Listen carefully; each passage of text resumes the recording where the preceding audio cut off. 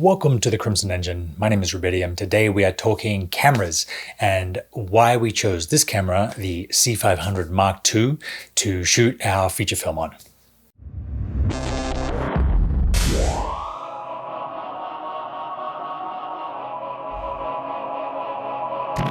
This wasn't a foregone conclusion that we had a lot of options. We could have shot on my C200. I have a masterclass about that and teach it at different places. So I know the camera really well. I know the sensor and I know the post-production workflow really well.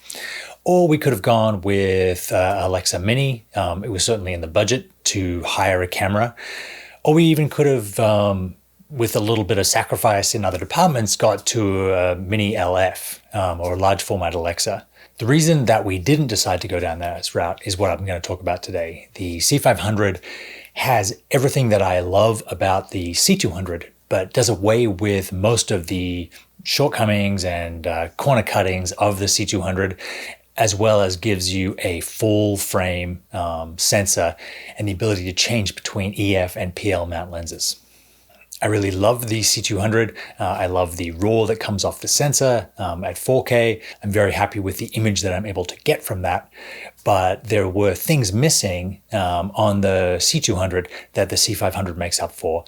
And these kind of things really make a big difference when you're shooting something like a feature film, when you're using a big crew, when you're using all different types of lenses. So let me run over some of these big things that are super helpful on the C500 Mark II that the C200 doesn't have. It is the ability to load LUTs into the camera, and put different LUTs on the monitor and put them out to the SDI, different SDI outputs and the HDMI output. So we're able to see the log and its full dynamic range of C-Log2 finally. Can't do that on the C200. But then you're also able to load on different LUTs. You can have a one-stop push LUT for your darker scenes. You can have a daytime exterior LUT. You can have a daytime interior LUT with different color temperatures, and you're able to look and see exactly what you want to capture as you're shooting it to see that it fits with the style that you had in mind. It also has false color, which is really, really helpful for your exposure. Rather than having to meter every element of the scene, you can load up your false color and see all the different exposure values in your scene with the LUT that you're using, or the Rec 2020 or Rec 709 LUT that comes with the camera. Dual card slots are amazing. This gives us redundancy, so you're not dependent on a single card. Probably the biggest factor though was the XF-AVC on the C500 Mark II. On the C200, XF-AVC in MP4 is less than ideal. It's 8-bit 420.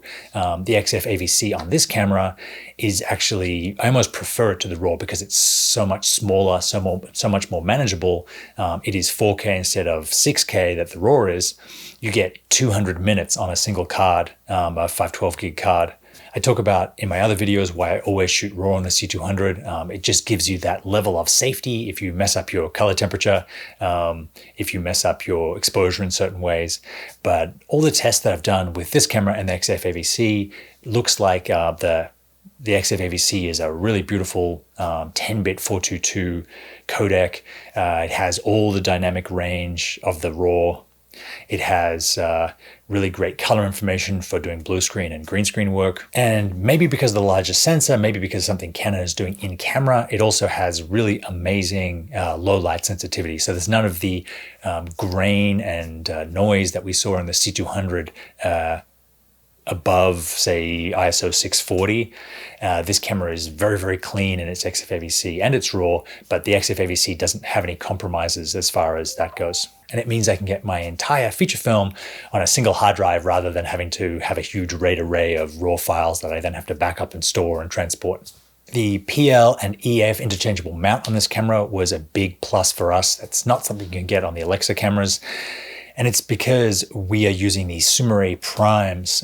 You see the 50mm on the camera right now, and they're available in PL mount. But then we also want to shoot some sort of Steadicam follow focus handheld stuff and use the internal stabilization of the camera and the focus assist of the camera, which means that we'll be changing out the EF mount for different reasons at different times.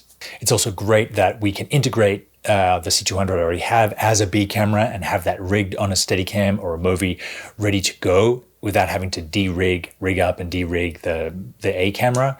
I've had the camera now for a week and it just feels so familiar. All the menu systems are a little bit bigger than the C200, but everything's where I expect it to be. I was able to get up and running with the camera in just a couple of minutes. Timecode was another big thing for us, and the ability to jam timecode. This means you can take your timecode from your sync box or your Tentacle sync, plug it in, and automatically it updates the timecode, and that becomes your new free run. This means we're able to keep our audio and our video in sync without having to do slates on every single take, which is going to save us hours over the duration of the film. And it really saves us a whole second AC positions because we don't need someone filling out slates and clicking every time. Something that I expected to be able to do was record a proxy with a burnt-in LUT at the same time as the XFAVC, but the sub-record format is only available right now with the RAW and not with the XFAVC. You can't generate two XFAVCs at the same time. I'm really glad that they fixed where the exhaust port is, so if you put this camera on your shoulder, it's no longer blowing in your ear if you're right-handed or right-shouldered. It is just a super lean machine, and I really love this camera. I'm looking forward to shooting with it for the next month, and I will definitely give you guys updates on how it goes and what we used and what we did. Thank you very much for watching. I will see you next time.